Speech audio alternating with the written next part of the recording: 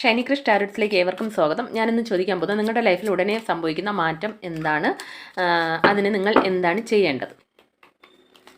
അപ്പോൾ ഫസ്റ്റ് നിങ്ങളുടെ ലൈഫിൽ സംഭവിക്കുന്ന മാറ്റം, വാവ്, ദ ലവേഴ്സ് കാർഡ്. അതിന് നിങ്ങൾ എന്താണ് ചെയ്യേണ്ടത്? സ്ട്രെങ്ത്. യൂണിവേഴ്സ് എന്ത് ഗൈഡൻസ് ആണ് നൽകുന്നത്? Four of pentacles.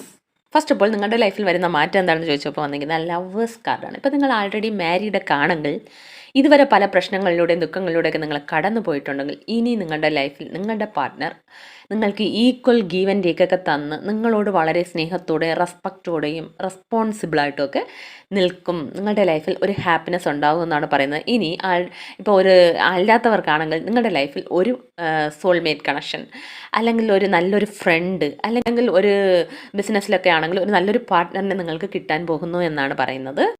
അതിന് നിങ്ങൾ എന്താണ് ചെയ്യേണ്ടതെന്ന് ചോദിച്ചപ്പോൾ വന്നിരിക്കുന്ന സ്ട്രെങ്ത് കാർഡാണ്. നിങ്ങൾ എന്തായാലും ഒരു ബിസിനസ്, ജോലി, പാർട്ട്ണർ, എന്ത് കാര്യത്തിലായാലും നിങ്ങളൊരു കോൺഫിഡൻ്റ് ആയിട്ട് ആത്മവിശ്വാസത്തോടെ ഒരു സ്ട്രെങ്ത് നിങ്ങൾക്കുള്ളിൽ അത്രയും ഒരു ധൈര്യത്തോടെ ഇരിക്കണമെന്നാണ് പറയുന്നത്. നിങ്ങൾ എപ്പോഴും ഒരു പേടിച്ച് എന്ത് കാര്യം വന്നാലും ഒരു ലൈഫ് പാർട്ട്ണറിനെ കുറിച്ചോ അല്ലെങ്കിൽ റിലേഷൻഷിപ്പിൽ ഇരുന്നാലും ഇത് നടക്കുമോ, ഇത് ശരിയാവോ, ഇവൻ എന്നോട് അല്ലെങ്കിൽ ഇവൾ എന്നോട് സത്യസന്ധമായിട്ടാണോ ഇരിക്കുന്നത്, അങ്ങനെ നിങ്ങളൊരു പേടിയെല്ലാം ഇരിക്കുന്നെങ്കിൽ അതിനെല്ലാം മാറ്റൂ.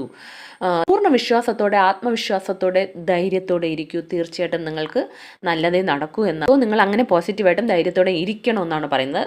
പിന്നെ യൂണിവേഴ്സ് എന്ത് ഗൈഡൻസ് ആണ് നൽകുന്നതെന്ന് ചോദിച്ചപ്പോൾ ഫോർ ഓഫ് പെന്റക്കിൾസ് ആണ്. അതായത് നിങ്ങളിപ്പം ഒരു സ്റ്റക്ക് സിറ്റുവേഷനിൽ നിൽക്കരുത്. റിലേഷൻഷിപ്പിലായാലും എന്തെങ്കിലും പ്രോബ്ലംസിലൂടെയൊക്കെ നിങ്ങൾ കടന്നു പോകുന്നുണ്ടെങ്കിൽ അവിടെ സ്റ്റക്കായി നിൽക്കാതെ മുന്നോട്ട് പോകുമെന്നാണ് പറയുന്നത്. അതിപ്പോൾ ബിസിനസ്സോ അല്ലെങ്കിൽ ജോബോ എന്ത് കാര്യത്തിലായാലും നിങ്ങൾ അതിനെ ഹോൾഡ് ബാക്ക് ചെയ്ത് ഇതിനെ പിടിച്ചു വെച്ച് ഒന്നും അതിന് വേണ്ടി മുന്നോട്ട് പോകാതെ അവിടെ സ്റ്റക്കായി ഇരുന്നാൽ ഒരു മാറ്റവും നിങ്ങളുടെ ലൈഫിൽ സംഭവിക്കില്ല. സോ നിങ്ങൾ ആ സ്റ്റക്ക് സിറ്റുവേഷനെ എല്ലാം റിലീസ് ചെയ്തിട്ട് നിങ്ങൾ മുന്നോട്ട് പോകൂ.